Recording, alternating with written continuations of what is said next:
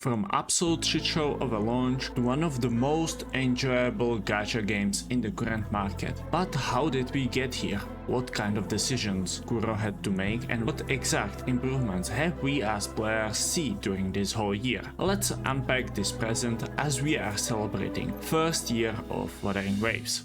Wuthering Waves has been launched on May 23rd of 2024. Players were excited to try the new Genshin killer and to see what it is like. But oh boy, Kuro messed up this launch big time. From all kinds of technical issues through terrible story delivery to overpriced upgrade costs. Players were not happy. Kuro was stressing out and the clock was ticking. Players complained until Kuro finally responded, which made players happy. It was small change, yet incredibly impactful. I'm of course talking about skip button, feature that is supposedly so difficult to implement to the game that Hoyoverse is still delaying its implementation. On top of all that, players received a bunch of extra rewards like extra pulls, standard character 5-star selector and some resources on top of that. But what exactly was the reason for it? Well, there has been a lot of those.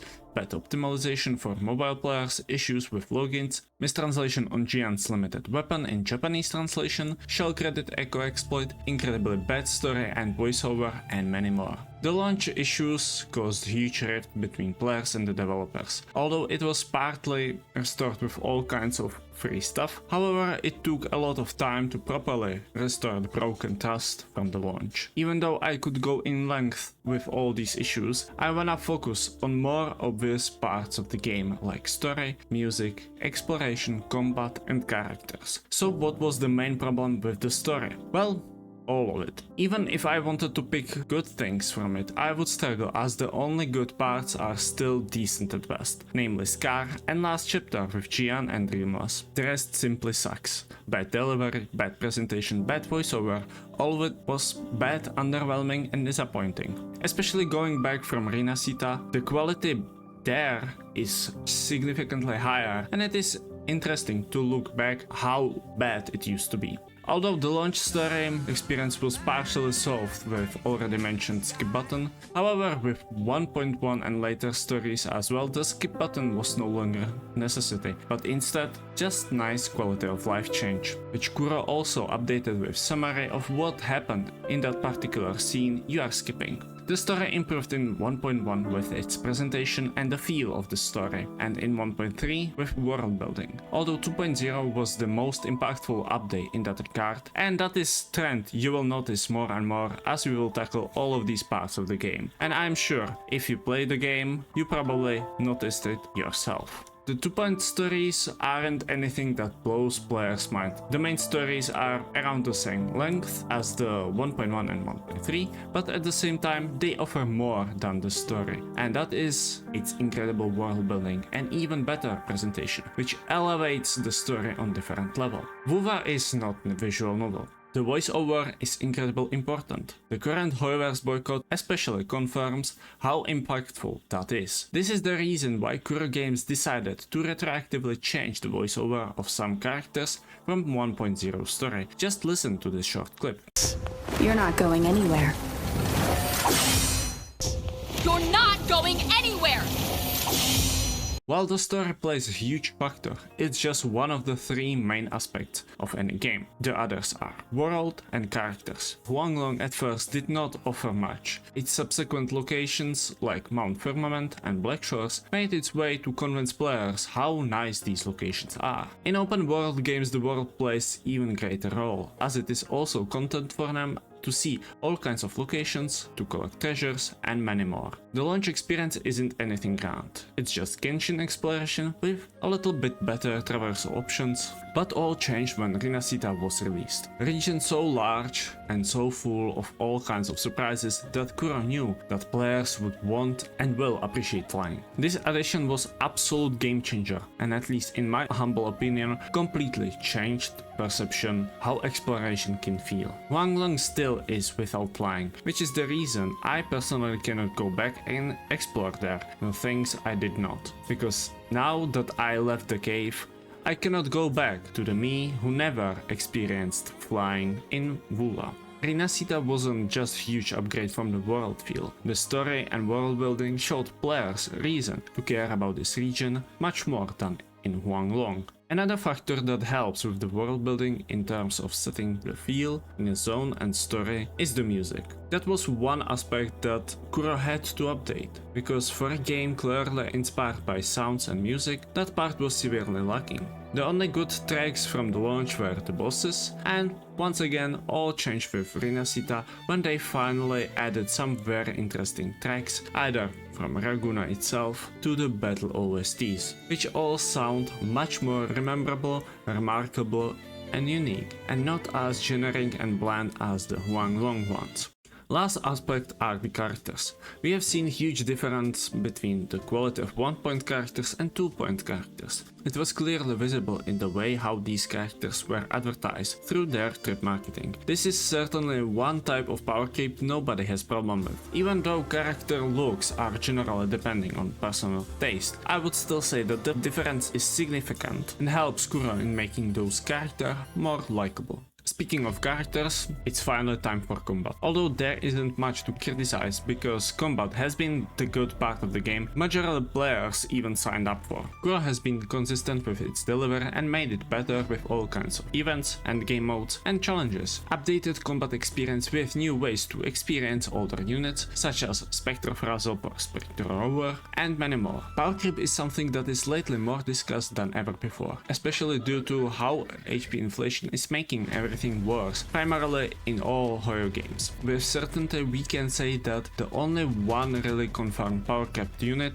is Calcharo because of Zhang Liao. However, there is discussion whether Premium Zani team isn't start of the power creep in Wuva as well, as the ceiling those characters together can reach is supposedly higher. I do not want to speculate, so I will let this open for you to comment down below and I will gladly hear more of your thoughts. Tower of Adversity faced slight HP inflation with launch of Rinascita due to their addition to add elite mobs alongside bosses in the middle floors of DOA, but so far it is not as egregious as in other gacha games. Whimpering Wastes on the other hand was decent experiment on Kuro's behalf. The initial launch of the mode was absolute disaster due to how the creatures were behaving, evading the player, trying to silently leave and such. This was addressed in the reset last month, which changed the player's perception and how the mode plays, which was based on the feedback players provided. Majorly the most fun content are holograms, due to how challenging and fun they can be. I cannot comment too much on that, as that's basically all to be said about it. It's fun, players enjoy it, and Kuro is making more of them. When it comes to factual content in any gacha game, events are a huge part of it. Kuro had good variety of combat events alongside story events, which happen in place of regular main story quest. And there has been plenty of surprises coming with those events, as they offer sometimes extraordinary rewards, such as in 1.2 during the Moon Chasing Festival, free copy of limited character Zhang Liao, who threw Calcharo into the bin.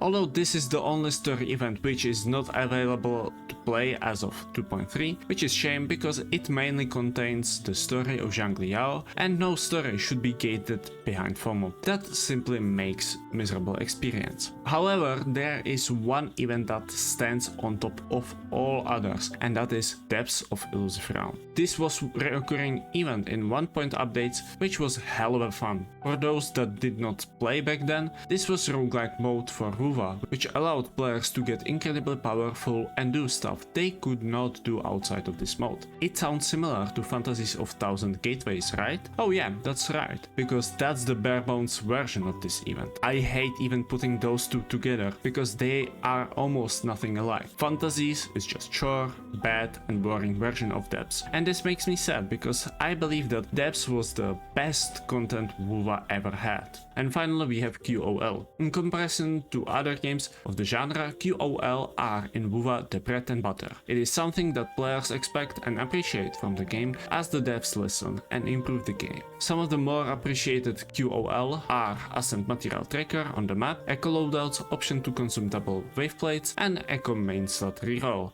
Although the last one is more something that I started to appreciate since this is the new feature introduced in this patch. However, there are still some parts of the game that still need some kind of change, such as tuners and echo experience. Tuners need to be removed, as they do not offer anything good and anything of value. They are making the experience much worse, and echo experience needs to be improved, as there is only too few places where they can be acquired. On top of that, we still don't have the option to reroll secondary stats, and of course the flying in Huanglong. Other than this, there have been some other situations that had impact on the game itself while being outside of the game, like Cantarella censorship and anniversary drama. Anniversary drama, in short, was caused mainly by leaks, which tried to predict that players will get free 5-star. However, that did not happen. After all, misinformation is so easy to spread among leaks. So that was one thing players complained about. The second thing was that Kuro introduced these 12 banners, 2 new units, 10 reruns, while having a bit higher pull count for patch. Kuro addressed this issue with extra 30 pulls, 10 for each banner type. Cantarella's situation, in short, is much more stinky, but the main gist is that there have been some spicy details on certain outfits, namely Cantarella's crotch and Fluttery's panties, which both got censored as the game's age rating was changed from 12+ to 16+ because of nudity. Although we do not know whether there is someone who simply reported Wuva or it was changed based on something else. After all, there are much worse examples like Brown Dust and Nike, which are still 12+ and did not suffer any issues like this. As of 2.3, Laura Deli's censorship was kind of reversed as they